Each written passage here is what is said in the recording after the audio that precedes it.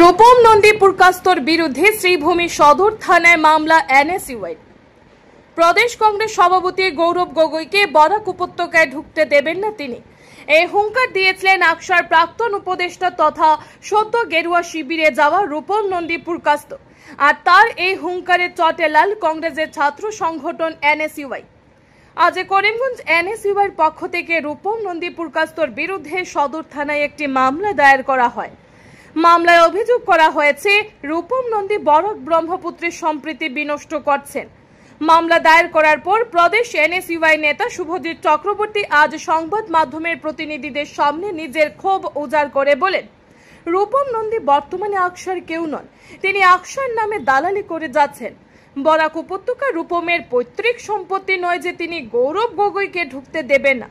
রূপমের এই মন্তব্যে দুই উপত্যকার মধ্যে বিভেদ ফুটে উঠেছে, তাই রূপমকে আইনের আওতায় আনার দাবি জানান তিনি।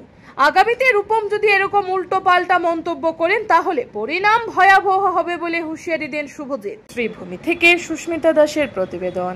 জেলা কংগ্রেসের নির্দেশে এনএসইউআই তরফ থেকে আমি এবং আমার এনএসইউআই কমিটি আমরা মিলে একটা এফআইআর লঞ্চ করেছি এগেইনস্ট রূপম নন্দী, যে আপনারা সকলে দেখেছেন কয়েকদিন আগে সে মিডিয়ার মাধ্যমে আমাদের জোরহাটের মাননীয় সাংসদ তথা আসাম প্রদেশ কংগ্রেস কমিটির নবনিযুক্ত সভাপতি গৌরব গগৈ মহাশয়ের ব্যাপারে উনি কিছু কটূক্তি করেছেন, যে উনি নাকি গৌরব গগৈ মহাশয় বরাকে আসলে উনি নাকি প্রতিরোধ গড়ে তুলবেন।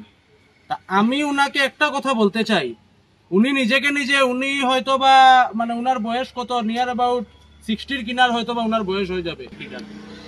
কিসে উনি পড়ছেন উনি আগে আমাদেরকে এটা আগে বলুন।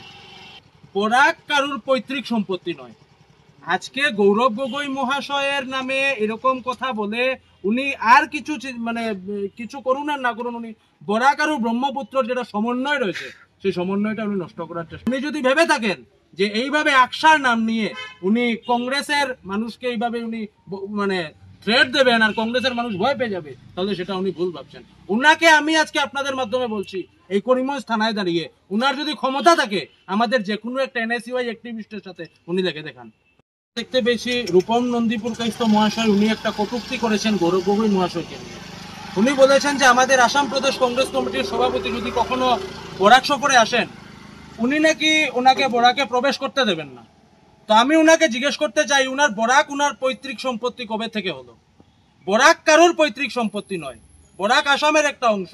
এবং উনার এই স্টেটমেন্টে বরাক আর ব্রহ্মপুত্রর যেটা সমন্বয় সেটা নষ্ট হচ্ছে। এবং উনি যদি মনে করে থাকেন এরকম থ্রেট দিয়ে কংগ্রেসীরা চুপচাপ বসে থাকবে, আমাদের ছাত্র সংগঠন কংগ্রেসের ছাত্র সংগঠন চুপচাপ বসে থাকবে, তাহলে এটা উনি ভুল ভাবছেন। উনাকে আমি ওপেন বলছি, উনি আমাদের এনএসইউআই অ্যাক্টিভিস্ট কারোর সাথে লেগে দেখান। উনি নিজে তো পাতারকান্দির বাসিন্দা, কিন্তু উনি পাতারকান্দির থেকে পালিয়ে শিলচরের মেহেরপুরে গিয়ে লুকিয়ে রয়েছেন। নিজেকে নিজে আকসার উপদেষ্টা হিসাবে বলছেন, কিন্তু আমি গতকালকে যখন খবর লাগালাম তখন আকসার এরাই উনাকে বলছে এটা পাগল, এটা আমাদের সাথে নেই। আকসার যারা উপদেষ্টা রয়েছেন 3 জন উপদেষ্টা, 3 জনের সাথে আমার কথা হয়েছে। একজন হলো প্রদীপ দত্ত রায়। প্রদীপ দত্ত রায়কে কালকে আমি বাধ্য হয়ে ফোন করেছি, ফোন করে বলেছি যে আপনারা তো আকসার উপদেষ্টা ছিলেন, এরকম ভাবে আকসার নাম নিয়ে বলছে, আপনাদের প্রতিক্রিয়া কি? ফ্রম এনএসইউআই, যেহেতু আমার নেতাকে বলা হয়েছে, কিন্তু প্রদীপ দত্ত রায়ের স্টেটমেন্ট যে আকসার সাথে রূপম নন্দী পুরকাস্তর কোনো সম্পর্ক নেই। তাহলে উনাকে এটাই বলবো যে উনি আকসার নাম নিয়ে দালালি করার চেষ্টা করছেন। আমি আপনাকে বলছি, উনি যেহেতু আকসার সাথে যখন আমার কথা হয়েছে, আকসার ওরা বলছে আকসা কোনো পলিটিক্যাল পার্টির সাথে নেই। উনি আকসার নাম নিয়ে বলেছেন, কিন্তু প্রেস মিটটা করেছেন উনি আকসার নাম নিয়ে।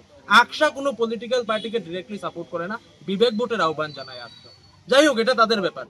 সে আলটিমেটলি আকসাকে বিক্রি করার চেষ্টা করছে বিজেপির কাছে, মুখ্যমন্ত্রীর মন জয় করার জন্য।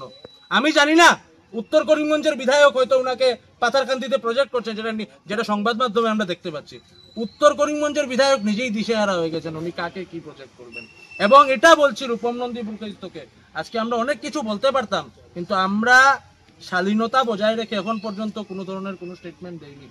এটাও বলছি রূপম নন্দী পুরকাস্তকে যে এনএসইউআই সাথে লাগালাগি করলে রাস্তার উপর ল্যাম্পপোস্টও আছে। এনএসইউআই ছাত্ররা যদি নামে, রাস্তার উপর ল্যাম্পপোস্টও আছে, দোকানে রশি আছে।